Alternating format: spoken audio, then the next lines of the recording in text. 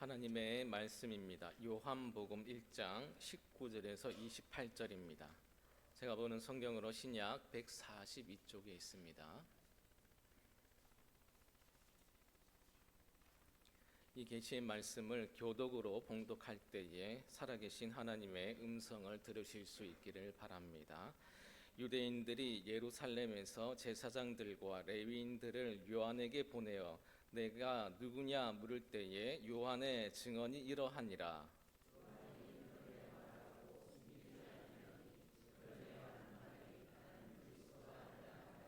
또 묻되 너는 그러면 누구냐 내가 엘리야냐 이르되 나는 아니라. 또 묻되 내가 선지자냐 대답하되 아니라.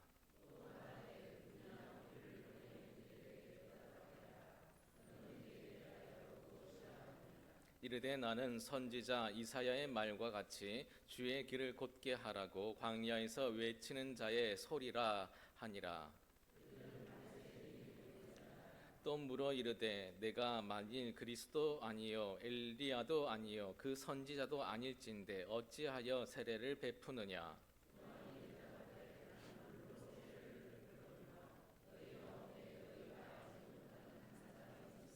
곧 내 뒤에 오시는 그이라. 나는 그의 신발끈을 풀기도 감당하지 못하겠노라 하더라. 이 일은 요한이 세례 베푸던 곳 요단강 건너편 베다니에서 일어난 일이니라. 아멘. 오늘은 세례 요한에 대해서 한번 살펴보면서 하나님께서 주시는 은혜를 받는 시간 갖도록 하겠습니다. 제가 세례 요한에 대한 성경 구절을 읽어가면서 우리들이 머물고 난 다음에 아름답다라고 평가되면 좋겠다라는 생각을 하게 되었습니다. 머물고 있을 때 그 사람이 아름답다. 머물고 있을 때 그 사람이 괜찮다. 그 사람이 머물고 있을 때에 그 사람이 힘이 있다라고 평가받는 것은 그렇게 어려운 평가가 아닙니다. 그가 그 자리에 있기 때문에 그런 평가를 내리는 거죠. 그런데 그 자리에서 물러섰을 때에 그 뒤에 남겨져 있는 자리가 다른 이들에게 혹은 하나님에게 어떤 평가를 받게 될 것인가는 매우 중요한 질문이 될 수 있겠다 싶습니다. 제가 왜 세례 요한의 인생을 얘기하면서 이런 얘기를 하게 되는지 오늘 본문 말씀을 한번 표시해 두시고요. 누가복음으로 한번 가보도록 하겠습니다.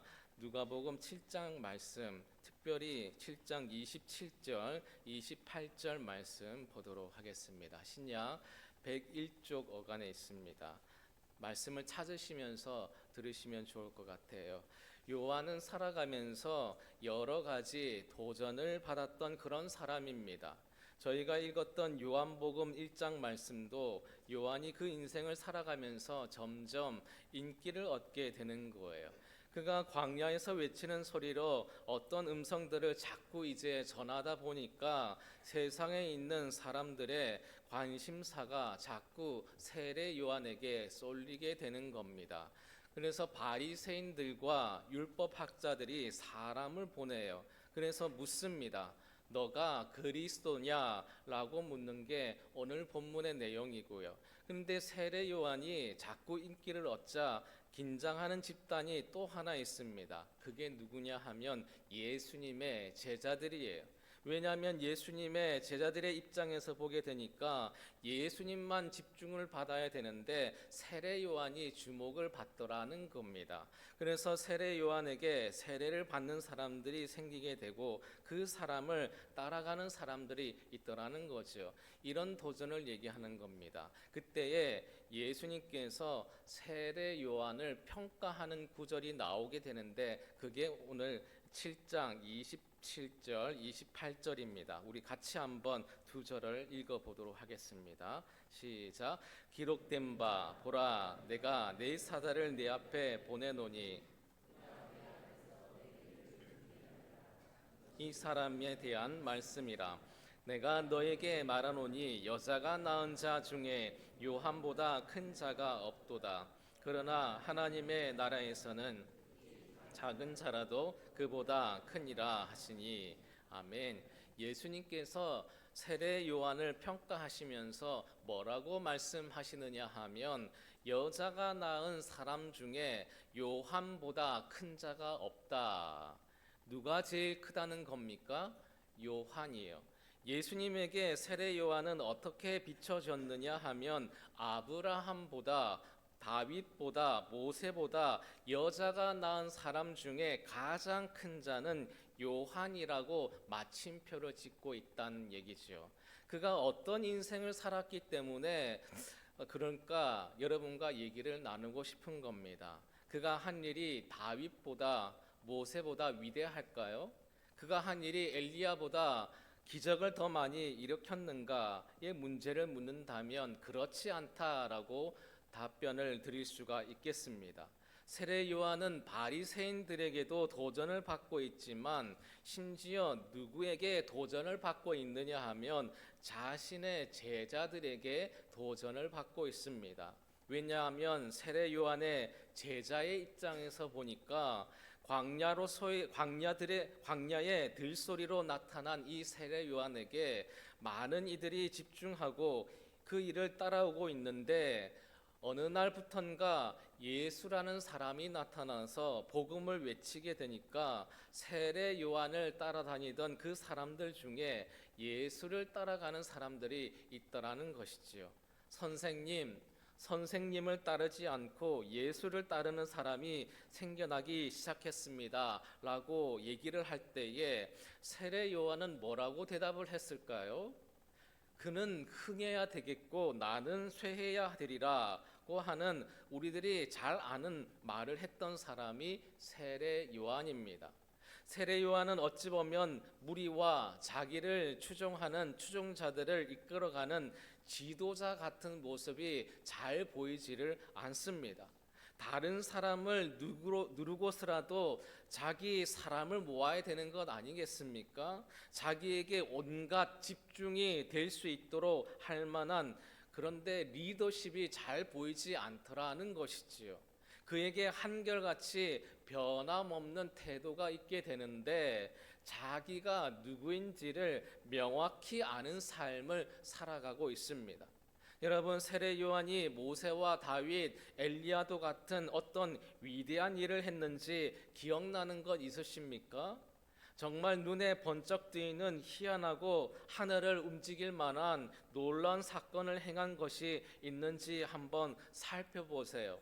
그게 별로 없더라는 것입니다. 근데 예수님은 그의 인생을 뭐라고 평가하시느냐? 그는 여자가 낳은 자 중에서 가장 큰 자다라고 말씀하시는 겁니다. 그가 여인이 낳은 사람 중에 가장 큰 자다라고 말씀하실 때에 제게 이 단어가 생각났습니다. 요한은 머무는 자리가 아름다웠던 사람이었구나. 그가 그 자리에 있을 때에 사람들은 그에게 박수를 쳐줄 수 있겠습니다. 그의 힘 때문에 그런 거죠.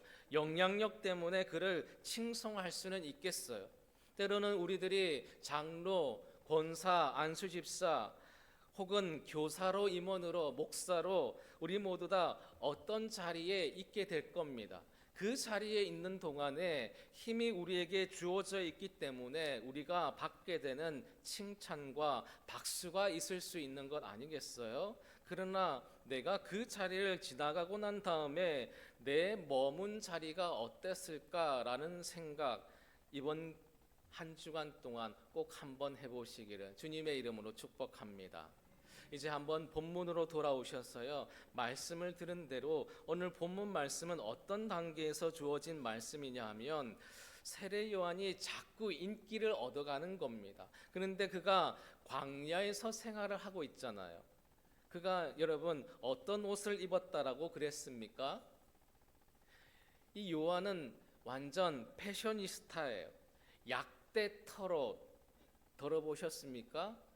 아주 멋지지 않습니까? 그리고 뭘 입었나요? 뭘 먹었나요? 완전 자연주의자예요. 석청을 먹었습니다. 돌에서 나는 꿀을 먹었어요. 어떤 분들은 그렇게 청빈하게 살았다 얘기합니다. 그 본문이 그렇게 청빈한 것을 강조하는 건지는 잘 모르겠어요. 여러분, 약대 털옷이 쌀까요, 비쌀까요? 그냥 양봉꿀이 쌀까요, 아니면 석청이 쌀까요? 잘 모르는 거죠. 어쨌든 그 본문은 그 얘기를 하는 것이 아니에요.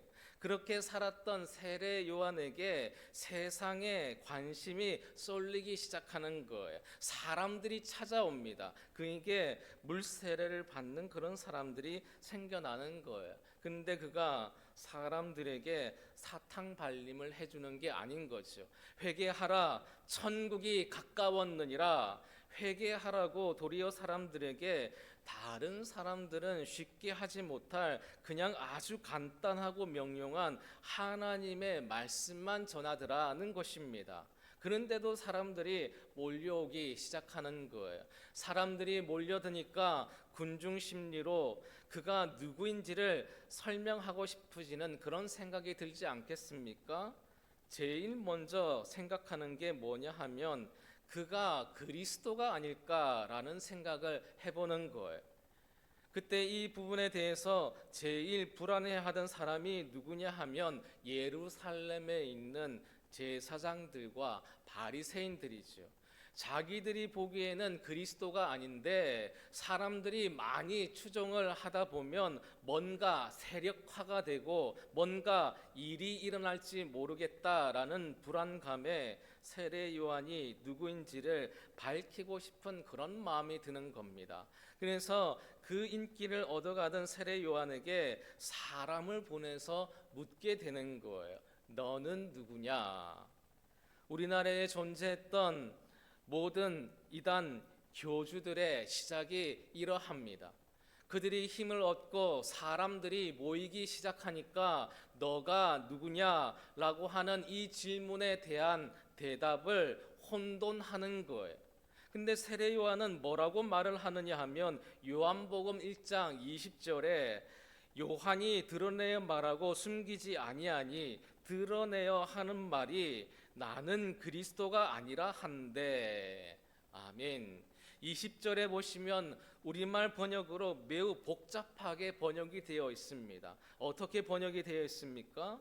요한이 드러내어 말하고 숨기지 아니하니 나는 그리스도가 아니라 한데, 이렇게 그냥 얘기하면 되는데 이렇게 얘기해요. 요한이 드러내어 말하고 숨기지 아니하니, 드러내어 하는 말이 그가 정직하게 하나도 숨김없이 말했음을 거듭해서 얘기해주고 있는 겁니다.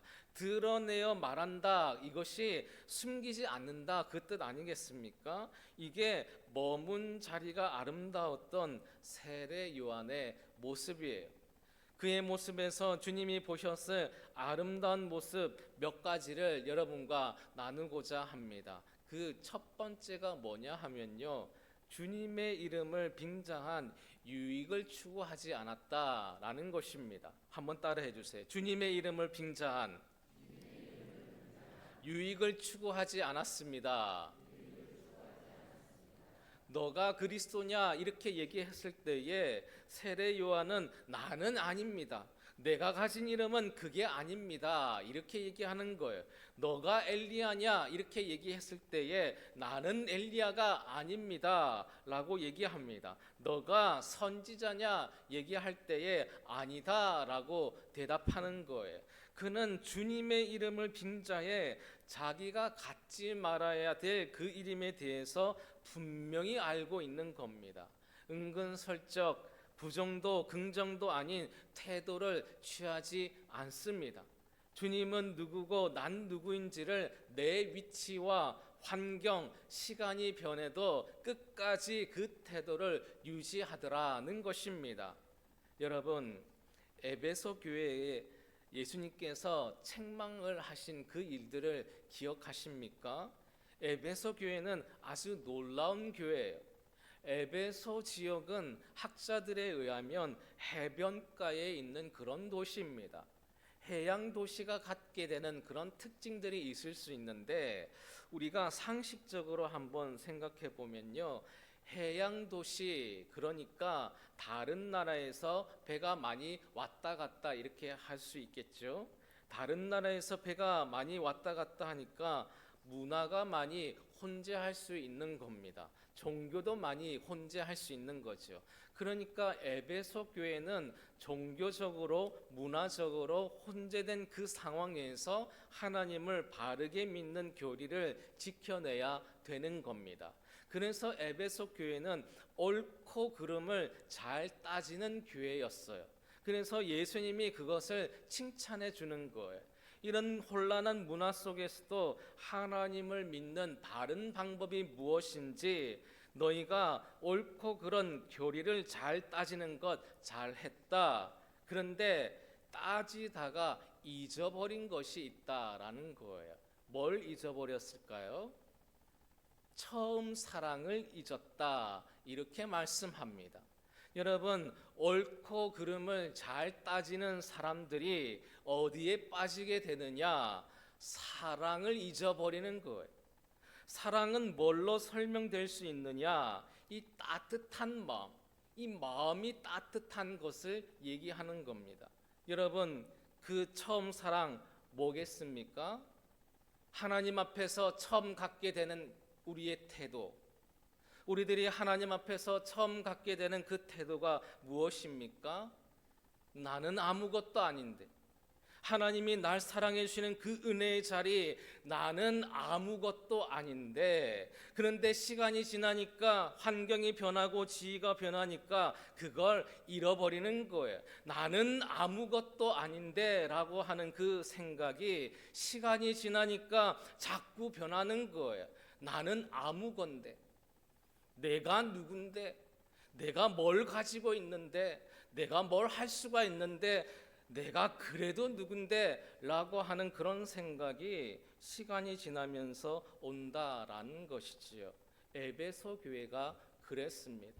근데 세례 요한은 시간이 지나고 환경이 지날수록 자기에게 인기가 더 많이 집중되는 거예요. 말 한마디만 하면 다른 일들을 할 수 있는 그 사람들이 되어가는데도 불구하고 그는 주님의 이름을 빙자한 자기의 유익을 추구하지 않는 거예요.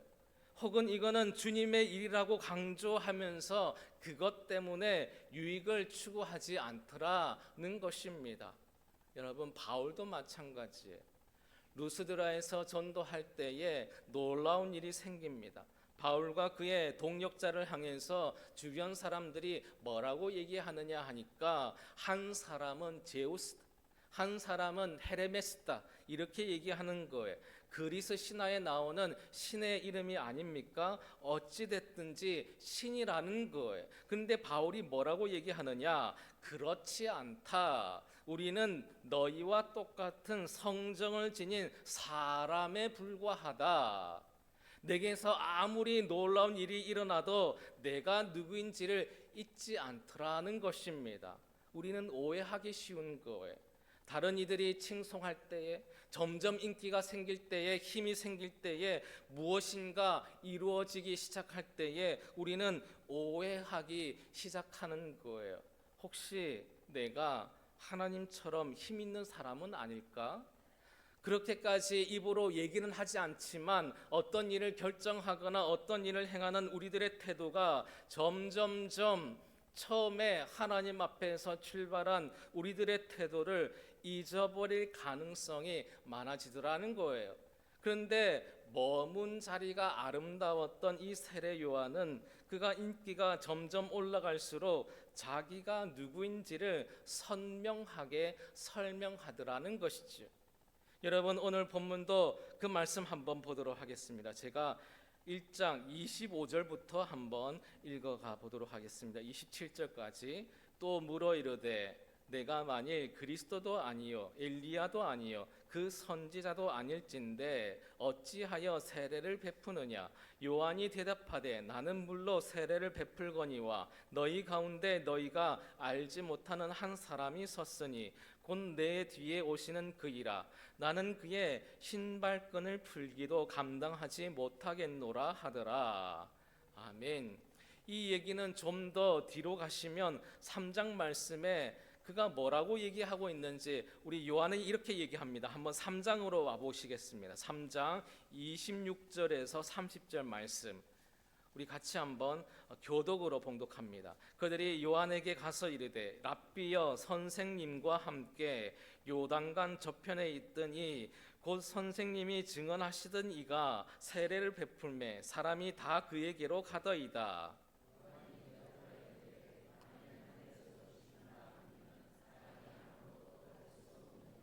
내가 말한 바 나는 그리스도가 아니요 그의 앞에 보내심을 받은 자라고 한 것을 증언할 자는 너희니라.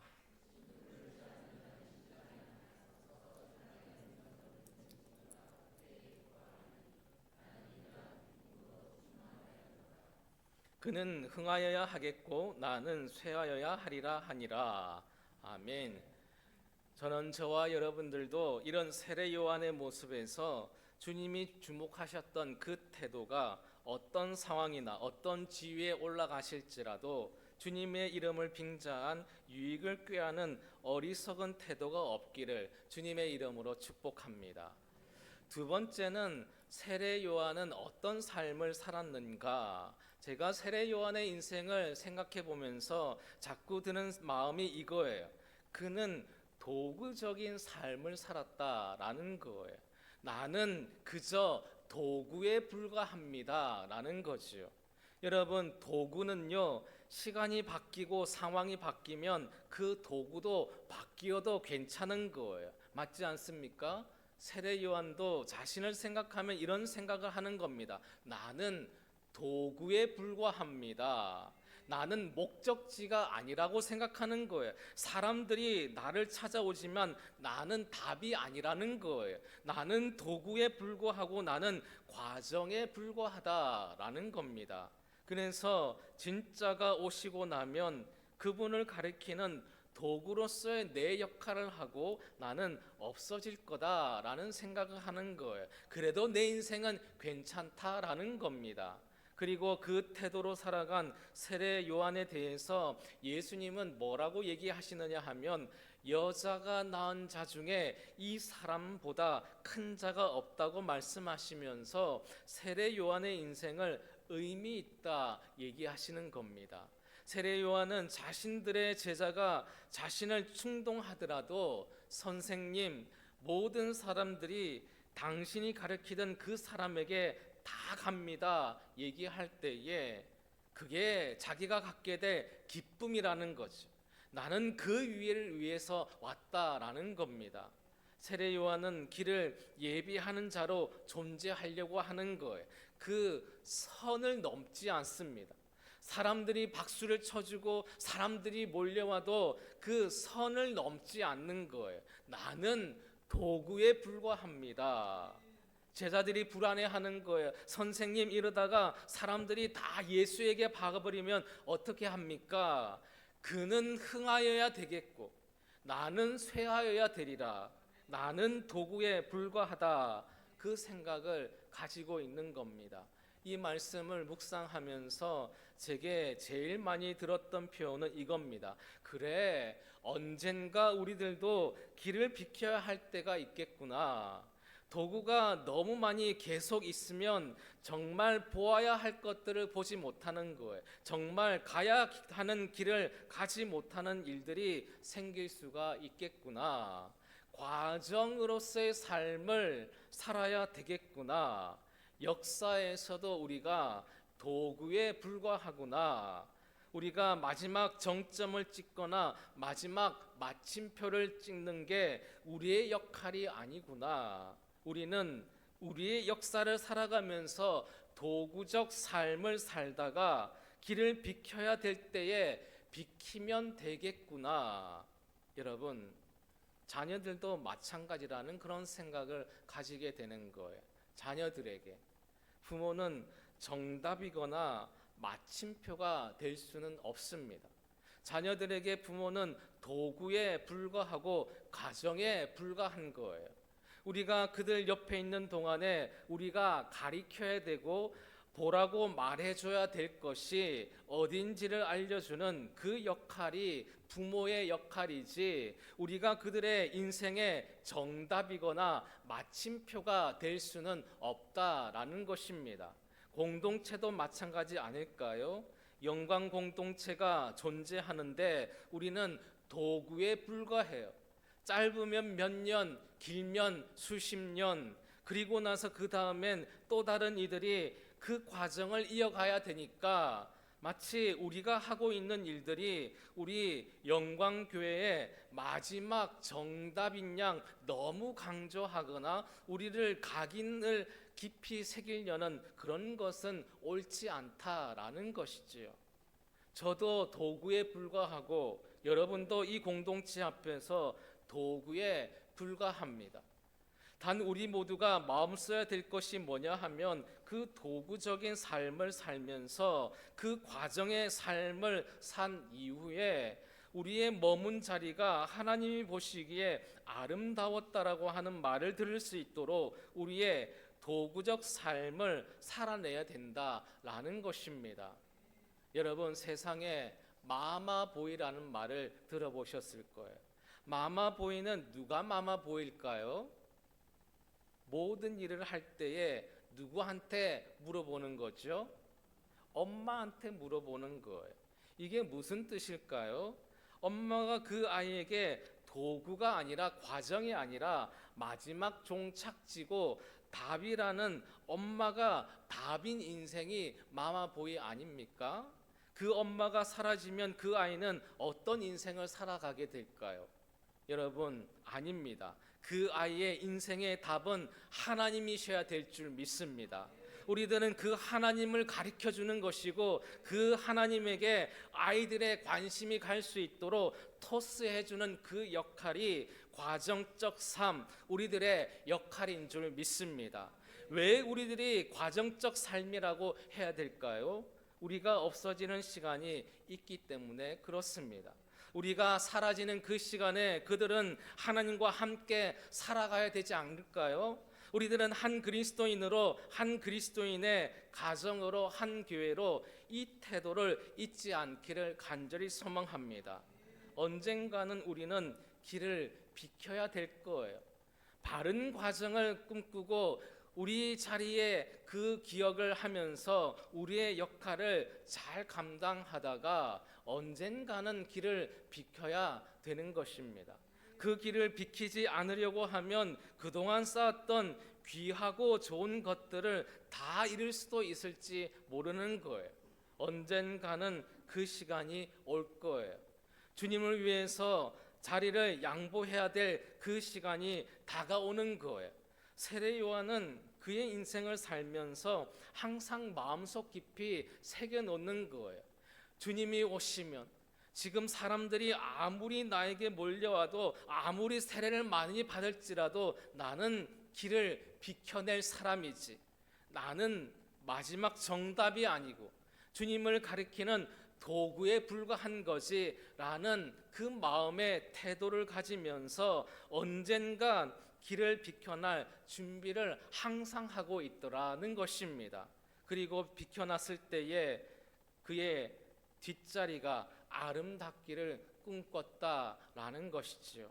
저는 사랑하는 영광 식구들에게도 이러한 삶의 태도가 있어지기를 간절히 주님의 이름으로 축복합니다. 마지막 세 번째로 세례 요한은 자발적인 이인자가 되는데 주저하지 않았다라는 거예요. 한번 따라해 주세요. 세례 요한은 자발적인 이인자가 되는데 주저하지 않았습니다. 세례 요한은 그 당대의 사람들과는 조금 다른 태도를 가지고 있습니다. 그 다른 태도가 무엇이냐 하니까 사람들이 주목하지 않는 한 분에 대해서 계속 그를 주목하더라는 것이죠. 그에게 대해서 자꾸 다른 사람들이 이해하지 못할 말을 계속하더라는 거예요. 그리고 그가 했던 말이 뭐냐 하면 나는 그의 길을 예비하는 사람입니다. 경쟁에서 밀려나서 이인자가 되는 것이 아니라 스스로 이인자의 삶을 선택하고 이인자의 삶을 부끄럽게 여기지 않는 거예요. 그런데 그가 이인자의 삶을 살았는지 모르지만 그가 머문 자리가 아름다웠다라고 칭찬을 받게 되었다라는 것입니다. 여러분, 이거는 보는 것이 달라야만 선택할 수 있는 그런 삶이에요. 그는 하나님을 보았기 때문에 성령으로 충만한 가운데에 그의 인생이 어떤 길을 걸어가야 할지를 알았고, 그의 길을 성실하게 걸어갔던 사람이 누구냐? 세례 요한인 줄 믿습니다. 그는 자발적인 이인자가 되었어요. 오늘 우리들은 성공적인 인생 우스갯소리로 이런 얘기하지 않습니까? 1등만 기억하는 세상이다. 그러면서 모두 다 1등이 되려고 노력하는 거예요. 그러나 정말 의미 있는 인생, 정말 행복한 인생은 그렇게 정의되지 않는다라고 성경은 얘기해주고 있는 거예요. 1등과 2등은 세상이 정해놓은 것이지만 그 머문 자리가 아름다웠는지는 하나님께서 평가하실 거예요. 우리가 몇 년 뒤에 이제 비전 트립을 가려고 합니다. 비전 트립을 갔을 때에 너무나 함부로 불쌍히 여기면 안 되는 거예요. 왜냐하면 어찌 보면 우리보다 행복한 마음으로 살아가고 있는지도 모르는 거예요. 딱 한 가지만 빼고요. 예수님을 모른다는 겁니다. 그런데 우리는 그들을 무엇으로 불쌍히 여기느냐 하면 그들이 입은 옷, 그들이 사는 그 가정의 모습, 그들이 쓰는 학용품의 모습으로 불쌍히 여기는 거예요. 그리고 그들에게 뭘 자꾸 주려느냐면 가서 깨끗한 도화지, 공채, 크레파스 전달해 주면서 그들을 돕는 거라고 생각하는 겁니다. 이러면 선교가 이루어질 수 없는 거예요. 그들에게 예수만 부족한 것이지 그들에게 학용품이 부족한 것이 아니에요. 그게 더 큰 문제가 될 수가 있는 겁니다. 10명의 아이 중에 이제 그것을 받는 아이가 4, 5명이라고 한번 생각해 보세요. 그러면 4, 5명은 어떤 마음을 갖게 되겠습니까? 갖게 된 아이는 또 어떤 마음일까요? 또 하나, 그것을 받은 아이가 3개월이 지나면 크레파스가 떨어지지 않겠어요? 그 다음엔 그것을 누가 공급해 줄 수가 있을까요? 그 다음엔 다시 바닥에 글씨를 써야 되는 거예요. 예전엔 크게 글씨를 쓰는 게 재미있었어요. 행복했어요. 이제 글씨를 흙바닥에 쓰는 게 그러나 행복해지지 않게 되는 거예요. 우리는 무엇으로 다른 사람들에게 영향력을 줄 수 있을까요? 그들에게 정말 좋은 가치와 하나님께서 말씀하시는 행복의 원리가 있다는 것을 알려줘야 되지 않겠습니까? 그러려면 타인의 삶을 존중하고 배려하는 태도가 필요한 거예요. 그래야 진짜 선교가 일어날 수 있다라는 겁니다. 우리가 세상 사람들과 우리의 삶을 비교할 때도 마찬가지인 거죠. 너는 예수님 안 믿으니까 그렇게 못 사는 거야. 이렇게 얘기하면 안 되는 거예요. 예수를 안 믿을지라도 우리보다 더 물질 많은 사람 있지 않습니까? 우리보다 더 지위가 높고 환경이 좋은 사람들 얼마나 많은지 몰라요. 그래도 우리들은 그들에게 부족이 있다는 것을 알려줘야 되는 것이지요. 그들에게 예수가 없다면 그 높은 지위와 많은 재물과 그 환경이 끝내는 머문 자리가 아름답지 않은 인생으로 마감될 것을 성경이 얘기하고 있으니까 우리는 그들에게 예수를 전하는 일에 마음 써야 되는 것입니다. 그 예수를 전하는 강력한 방법이 뭐냐 하면 이기고 짐의 문제와 환경과 지혜의 문제를 따라서 우리의 마음이 바뀌는 게 아닌 거예요. 내 머문 자리가 아름다운 인생이 될 수 있도록 내가 자발적인 이인자가 되더라도 그 인생을 살아가면서 하나님 앞에 아름다운 과정으로 한 걸음 한 걸음 걸어가는 그 삶의 모습이 오늘 이 시대에 더 강력한 전도가 될 수 있지 않겠습니까? 여러분, 어떤 모습으로 있으면서 그것을 하나님과 연결해 보시기 바랍니다. 과연 하나님은 이 자리에 있는 나에게 어떤 태도를 원하실까? 아무도 보이지 않을 때에 하나님은 여전히 우리를 지켜보고 있습니다. 그 하나님이 볼 때에 나는 내 머무는 자리를 어떻게 만들어 가고 있으십니까? 우리를 잘 모르는 다른 사람들은 우리에게 박수를 보낼 수도 있고 너가 그리스도냐, 너가 엘리야냐, 너가 선지자냐라고 물을 수도 있겠지만 우리는 내가 누구인지를 명확히 알고 있으시잖아요.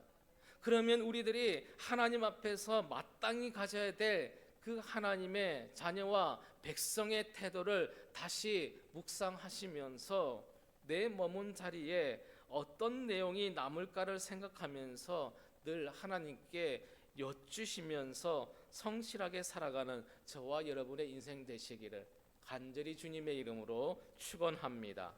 하나님 아버지, 우리는 때로 내가 서 있는 자리에 돛이 되어서 그 힘과 인기를 나의 것인 양 착각하며 살아왔습니다.